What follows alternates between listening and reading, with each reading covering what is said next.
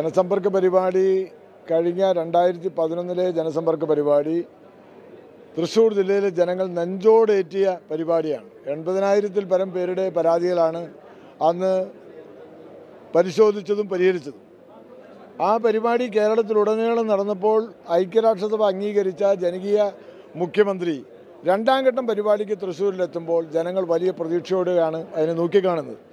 Security ആംഗിളിൽ ചില പരാതികളും പ്രയാസങ്ങളുമൊക്കെ ഉണ്ടെങ്കിലും അവസാനത്തെ പരാതിക്കാരനെ വരെ കാണുകയും അവസാനത്തെ പരാതിക്കാരൻ്റെ പരാതി വരെ കേൾക്കുകയും അവനെ സമാശ്വസിപ്പിക്കുകയും ചെയ്യുക എന്ന് മുഖ്യമന്ത്രിയുടെ കർമ്മ പരിപാടിയിൽ പ്രാമുഖ്യമുള്ള പരിപാടിയാണ്.